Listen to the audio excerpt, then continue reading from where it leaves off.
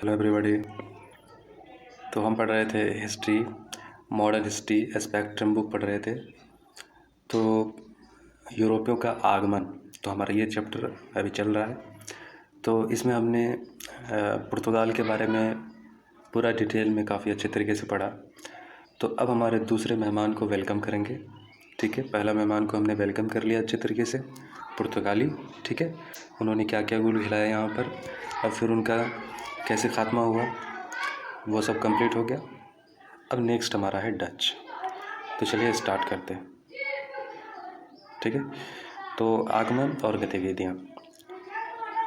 तो चलिए स्टार्ट करते हैं। तो स्पेन का पतन होने के पश्चात पुर्तगाली शक्ति बिखर गई थी और 17वीं शताब्दी के मध्य तक डचों ने उसका स्थान ग्रहण कर लिया। ठीक है, पुर्तगाली के बिखरने के बाद डचों ने अपना स्थान ले लिया। तो 16वीं शताब्दी से ही डच अपनी वाणिज्यिक और सैनिक शक्ति बढ़ा रहे थे। बार बार हम ये बात पढ़ रहे थे। उसके अंदर पुर्तगाली 100 साल तक टिक पाया, और 100 साल तक टिक पाया कहाँ पर टिक पाया, वो पानी में ही ज़्यादा मजबूत था। ठीक है, नेवी मजबूत थी। तो ये बात पुर्तगाली डच को समझने में देर न लगी कि अगर मुझे पुर्तगाली को कम्पीट करना है तो मेरी नेवी जो है मजबूत होनी चाहिए, और वो भी पुर्तगाली से ज़्यादा मजबूत होनी चाहिए। तो डच ने ये करके दिखा दिया। ठीक है, तो डच ने ये करके दिखा दिया। तो पुर्तगाली द्वारा लगाए गए पूरब के सामान को लिस्बन से एंटवर्प पहुंचाया करते थे, जहां से वह यूरोप के बाज़ारों में पहुंचाया जाता था, तथा जहाज़ रानी में नवीन प्रयोग किए थे। तो 17वीं शताब्दी में उन्होंने फ्लूइड शिप का निर्माण किया था, और अपने आप में एक अनोखा और अद्भुत जहाज़ था। फ्लूइड शिप बेहद हल्का था, खेने के लिए मतलब कम लोग इनको ज़रूरत, खेना मतलब समझ रहे हो, मतलब उसको फ्लो देना, मतलब ठीक है, बहुत कम लोग उसकी ज़रूरत पड़ते थे।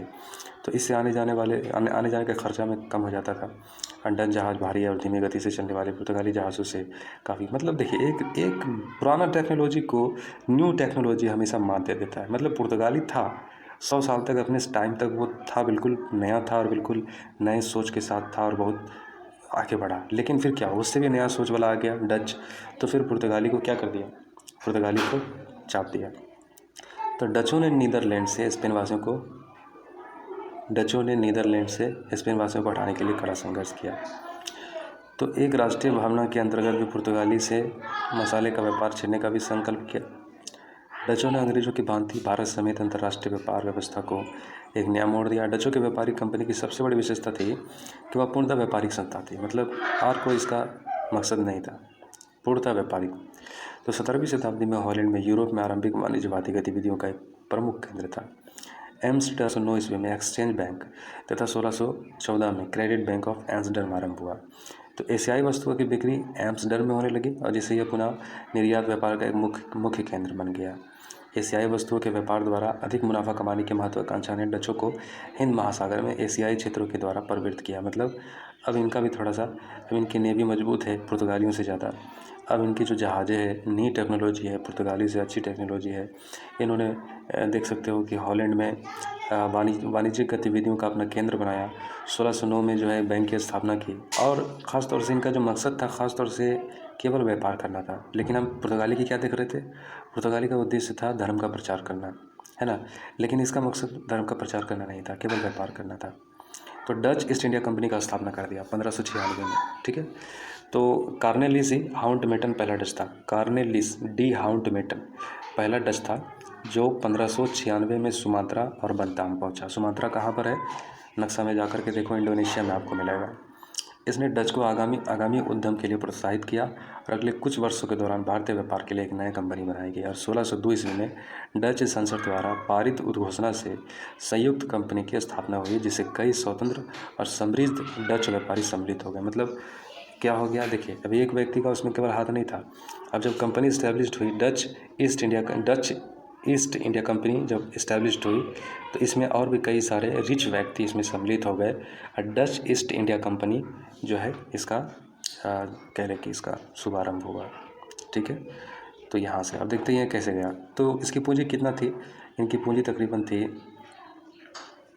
6.5 लाख। ठीक है, यानी कि इनकी पूंजी अच्छी खासी पूंजी थी, तकरीबन देख सकते हो आप 65 लाख गिल्डर। ठीक है, 65 लाख। तो इस कंपनी को भूमध्य सागर के पूर्व में व्यापार करने की अनुमति मिली थी। तो देख सकते हो यहाँ डच के संसद से भी ये चीज़ पास कर ली गई थी कि इनको वहाँ पर पूरब में व्यापार करने का अधिकार दिया गया इनको और तकरीबन 65 लाख की पूंजी के साथ यह कंपनी भूमध्य सागर के पूर्व में व्यापार करने की अनुमति इनको प्राप्त हो गई। तो कंपनी का पूर्वी केंद्र क्या था? बेटविया में स्थित था। पूर्वी केंद्र बेटविया में स्थित था। अब भारत में डच फैक्ट्रियों की स्थापना की बात करें तो डचों ने भारत और हिंद महासागर क्षेत्रों में पुर्तगाली सत्ता को चुनौती देते हुए अनेक बस्तियों और व्यापारिक केंद्रों की स्थापना की। अब भारत में डच स्थापना की सबसे बड़ी विशेषता यह रही थी कि पुलिकट स्थित गैल्ड्रिया के दुर्ग को छोड़कर शेष बस्तियां जो है इसके अधोगृहित थी। भारत के पूर्वी भाग, पूर्वी क्षेत्र, पश्चिमी तट पर डचों ने अपनी फैक्ट्रियां स्थापित की और 1605 ईस्वी में मसूलीपट्टनम में, 1610 ईस्वी में पुलिकट में, 1606 ईस्वी में सूरत में और बीमिलीपट्टनम में, 1645 में करिकल, 1653 में चिंगसुरा, 1658 में कासिम बाजार पटना और 1209 को पटना में, 1663 में कोचीन में। तो इतनी सारी फैक्ट्रियां जो है डचों ने यहाँ स्थापित कर दी। तो भारत के अतिरिक्त ब्राह्मण समीपवर्ती क्षेत्रों पर भी डचों ने अपना प्रभुत्व जमाया और 1605 में अम्बियोना, 1609 में मसालाद्वीप, मतलब भारत के बाहर भी, मतलब भारत के समीप जो द्वीप कंट्री है वहाँ पर भी जो है डचों ने अपना प्रभुत्व जमाया। अम्बियोना 1619 में, मसालाद्वीप 1658 में, श्रीलंका जीता 1658 में, 1641 में मलक्का पर भी कब्जा कर लिया पुर्तगालियों से। और भारत में अपनी व्यापारिक धाक जमने के साथ साथ स्थानीय शासकों से व्यापारिक सुविधाएं भी इनको मिली। गोलकुंडा के सुल्तान जिंजी मदुरै तंजौर के नायक ने डचों को कम शुल्क पर व्यापार करने की छूट दी। कोचीन के मुट्टा शासन ने विशेष व्यापारिक सुविधाएं प्रदान की और ये सबसे महत्वपूर्ण था। पुड़ाक्कड़ और कांगनूर के मध्य क्षेत्र में काली मिर्च के व्यापार का एकाधिकार मिल गया। उत्तरी तथा दक्षिणी कोरोमंडल में डचों को चुंगी में रियायत मिली तथा व्यापार में उन्हें मुहर शुल्क से मुक्त कर दिया गया और जबकि अन्य विदेशी व्यापारिक कंपनियों को यह कर देना पड़ता था। देख रहे हो कितना इनको प्रेफरेंस दिया गया, मतलब एक अच्छे नीति के साथ ही चल रहे थे, है ना। अब देखो पुर्तगाली सत्ता पर डचों का प्रहार कैसे शुरू होता है। डचों की व्यापारिक संस्था वोक यानी कि VOC एक नवीन प्रकार की संस्था थी। थोड़ा सा टेक्नोलॉजी विचार में थोड़ा सा डचों से पुर्तगालियों से आगे था और इस प्रयोग से पुर्तगालियों की व्यापारिक सत्ता को तोड़ने में मदद मिल गई। मुनाफे और पूंजी के नियंत्रण तथा उनके निवेश द्वारा स्थायी पूंजी का निर्माण था और कंपनी की मुख्य कार्यनीति थी। और 1632 ईस्वी में हुगली क्षेत्र से पुर्तगालियों को डचों ने हटाना शुरू कर दिया। 1658 में श्रीलंका से डचों ने पुर्तगालियों को हटाया। 1659 में तंजौर से अन्नोपट्टनम डचों ने पुर्तगालियों से जीत लिया। अब डच का व्यापार की बात करें तो एशियाई संपर्क के आरंभिक चरण में डच मूलतः काली मिर्च अन्य मसालों के प्रति रुचि रखते थे, मतलब मसालों के लेकर इनकी व्यापारिक गतिविधियां कुछ ज़्यादा थी और इनको एकाधिकार भी प्राप्त हो गया था। साउथ के जितने भी स्टेट थे वहाँ के राजा ने इनको ये एकाधिकार भी दे दिया डचों को। तो इन्होंने कोरोमंडल तट से भारतीय वस्त्रों को दक्षिण पूर्व एशिया से लाकर भारी मुनाफा कमाया। अब मद्रास के दक्षिण से ड्रासपट्टनम विशेष वस्त्र हेतु प्रसिद्ध था। एशियाई व्यापार में पुर्तगाली सर्वोच्चता को तोड़ने के लिए डचों ने उनके जहाज़ों पर प्रहार किया, स्थलीय अड्डों पर आक्रमण किया। तो इनका थोड़ा सा एक्सपेंड थोड़ा सा जो है ना कह ले कि थोड़ा सा हिंसात्मक जरा हो जाया करता था। तो मसूलीपट्टनम से नीत का निर्यात किया जाता था और डचों ने सोरे का निर्यात व्यापार को बहुत प्रोत्साहित किया। अफीम, रेशम, सूती वस्त्र को जावा चीन में बेचकर डचों ने लाभ कमाया। तो देख सकते हो कि इनका भारत में भी पकड़ है। इंडोनेशिया, मलेशिया के पास के इलाके में भी ये वहाँ भी से भी जो है मसाले की खेती कर रहा है, खेती नहीं कर रहा है मतलब व्यापार कर रहा है और कपड़ों का भी व्यापार कर रहा है, ख़ासतौर से अफीम का भी व्यापार कर रहा है चीन के साथ। तो इस तरह से काफ़ी लाभ कमाया। तो डच दलालों के माध्यम से बुनकरों से संपर्क करते थे और वैसे कभी कभी वे कारीगरों को भी सीधा रोजगार देते थे। तो गोलकुंडा के एक गांव के निवासी जब लगान नहीं चुका सके तो डचों ने लगान की रकम चुकाकर उनसे सेवाएं प्राप्त की। देख सकते हो काफ़ी अच्छे सोच के साथ ये काम कर रहा था। तो 1650 के दशक में डच कंपनी ने कासिम बाजार में, जो कि पटना में है, अपना एक रेशम की चक्री का जो है स्थापना किया। तो डच अंग्रेज संघर्ष 17वीं शताब्दी के दौरान शुरू हो गया। अब पुर्तगालियों के प्रभाव को समाप्त करके पूर्व में मसाले के व्यापार पर एकाधिकार सुनिश्चित कर लिया। तो मसाले के व्यापार पर उनके अधिकार, कंपनी की संपत्ति और उनकी योग्यता ने उनके सभी क्षेत्रों में व्यापार में उनके एक बड़े हिस्से को सुनिश्चित किया। पुर्तगालियों द्वारा नियंत्रित अंतिम एशियाई व्यापार पर डच ने कब्जा कर लिया। पुर्तगालियों को नियंत्रित क्षेत्र गोवा, मालाबार कारखाने और श्रीलंका के साथ उनके दालचीनी व्यापार पर, तो व्यापार के दिनों में गोवा के चारों तरफ बंद कर दिया गया था। 1641 में मलक्का पर कब्जा कर लिया गया। 1655 से 56 में कोलंबो। और देखिए अब यहाँ कन्फ्लिक्ट हो रहा है डच के बीच में, अंग्रेज के बीच में। डच ने अंग्रेज़ों को, पुर्तगालियों को पूरी तरीके से खदेड़ दिया। अब 17वीं शताब्दी से अब इनको चुनौती देने वाला कौन था? अंग्रेज़ था। तो अंग्रेज़ इनको चुनौती दे रहा था। 1641 में मलक्का पर कब्जा कर लिया। ठीक है, ये कौन कर लिया कब्जा? ये अंग्रेज़ों ने कर लिया। ठीक है, फिर 1655 में कोलंबो पर, यानी कि जितना भी इनकी टेरिटरी थी जिनके इनके कब्जे में, अब अंग्रेज़ इनसे छीनना शुरू कर दिया। 1659 से 63 में कोचीन पर कब्जा कर लिया। तो डचों ने वास्तविक रूप से पुर्तगालियों का वर्चस्व समाप्त कर दिया था, लेकिन अंग्रेज़ों के रूप में उनका जो प्रतिद्वंदी था ये बाकी रह गया। तो अब इनका मुकाबला, जो टकराव जो इनके साथ था, तो अंग्रेज़ बुरी तरीके से इनकी पिटाई करना शुरू कर दिया था। तो अब मैंने क्या कहा था कि एक नई सोच दूसरे सोच को मार देती है, मतलब पुरानी सोच को मार देती है। जब नई विचार जन्म लेता है तो पुराने विचार मर जाते हैं ऑटोमेटिक। हमने कहा पुर्तगाली अपने टाइम में था, लेकिन उनकी जगह पर डच आ गया। डच को फिर क्या हुआ, उसको आगे बढ़ना था, वो आगे बढ़ा, लेकिन उसके जगह पर फिर अंग्रेज़ आ गया। अंग्रेज़ ने फिर क्या किया, अंग्रेज़ ने फिर वही किया, अपनी सोच को, उनकी सोच जो है डचों से भी आगे थी, है ना। तो इस तरीके से वो आगे बढ़ गया। ठीक है, तो अब देखिए बात यह है कि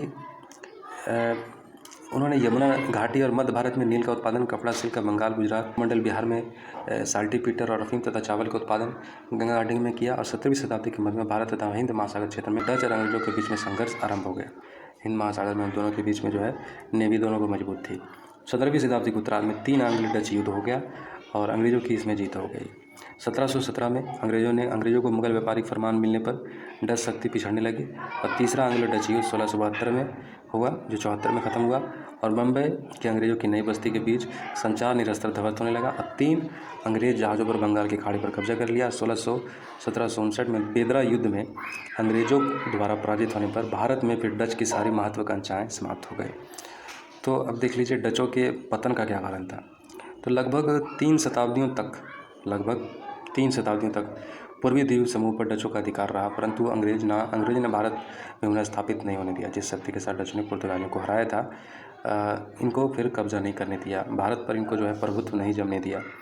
तो प्रारंभिक लड़ाई में काम नहीं आ सकी, जो पुर्तगालियों के बीच में आ गई थी। पुर्तगालियों को जिस तरीके से डचों ने हराया था, उस तरीके से अंग्रेज को नहीं हरा सका। आरंभिक वर्षों में डचों और अंग्रेजों के बीच अच्छे संबंध थे, लेकिन बाद में व्यापारिक टकराव की वजह से संबंध क्या हो गया, बिगड़ गया।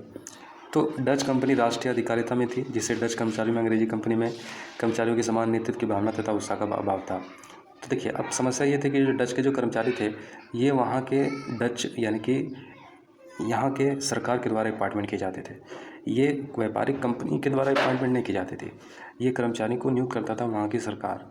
तो डच कंपनी के अधिकारी का वेतन बहुत कम था और निजी व्यापार में ज़्यादा इनका लाभ नहीं होता था, इस वजह से इनको उत्साह थोड़ा कम था। लेकिन जबकि अंग्रेज ईस्ट इंडिया कंपनी की जो कर्मचारी थे, ये स्वतंत्र थे और ये लूट खसोट और मार की कमाई जो है अंधाधुंध तरीके से कर रहे थे। तो इनको कह लें इंसेंटिवाइज कुछ ज़्यादा मिलता था। तो इस सोच के साथ इन लोगों ने ज़रा अच्छा प्रदर्शन किया। तो हॉलैंड लंबी अवधि तक पराधीन रहा था। देखिए प्रत्यक्ष अथवा अप्रत्यक्ष रूप से वे कंपनी के हितों की अनदेखी करते थे और अधिकारियों की अपेक्षापूर्ण नीति के कारण डच कंपनी की स्थिति निरंतर खराब होती गई। हॉलैंड यानी कि जहाँ से डच लोग आए थे, लंबी अवधि तक पराधीन रहा था, इसलिए उसके पास साधनों की पर्याप्त नहीं थी। और जबकि दूसरी ओर इंग्लैंड जो है स्वाधीन था और उसके पास साधनों की प्रचुरता थी। इंग्लैंड अपनी इच्छा के अनुसार साधनों की शक्ति में वृद्धि करने तथा आवश्यकता अनुसार उनका प्रयोग करने में भी सफल रहा। अब बाद के वर्षों में डचों के व्यापारियों ने भारत की अपेक्षा दक्षिण पूर्वी एशिया के मसाले द्वीप की ओर अपना ध्यान केंद्रित कर लिया। अब देख लिया डचों ने कि अब हमारा जो है भारत में जितनी भी फैक्ट्रियाँ इन्होंने डाली या फिर जो मसाले के व्यापार, जो कपड़े का व्यापार या यूरोप के साथ जो कर रहा था, तो इनको लगा कि अंग्रेज मुझे यहाँ पर, इंग्लैंड मुझे करने नहीं देगा, तो बेहतर होगा। चूँकि बेदरा की लड़ाई के बाद जो है बुरी तरीके से 1774 में बुरी तरीके से अंग्रेज़ों ने इनको भगा दिया। तो अब इनका जो है पूरा ध्यान था मलक्का यानी कि मसाले के व्यापार पर हो गया। इनका पूरा ध्यान केंद्रित हो गया मसालों के द्वीपों पर जहाँ मसाला की ज़्यादा पैदावार होती थी, तो वहीं से इनका व्यापार ध्यान केंद्रित हो गया और इन्हीं द्वीपों में अपनी विकासात्मक गतिविधियों को केंद्रित कर लिया। और डचों को भारत में स्थित अपनी बस्तियों के साथ जितने भी थे सबसे हाथ धोना पड़ा। तो यूरोप में अपनी स्थिति खो देने तथा समुद्र पर अधिकार खो देने के पश्चात कोई भी शक्ति पूर्व में अपनी प्रमुखता नहीं बनाए रख सकती थी, और ऐसा ही डचों के साथ हुआ। और डचों ने यूरोपीय, फ्रांसीसी तथा अंग्रेजों से युद्ध करके अपनी शक्ति में हरास कर लिया था और इस कारण पूर्व में अपने साम्राज्य को कायम रखने में वो असफल रहा। ठीक है, तो अब देख सकते हो ये हमने पूरा पढ़ लिया डच के बारे में, इसमें हमने कोई भी चीज़ नहीं छोड़ा। अगर आपको चीज़ नहीं समझ में आया तो इसको आप फिर से सुन लो, तो सवाल करो, मैं उसका जवाब दूँगा। Okay, thank you.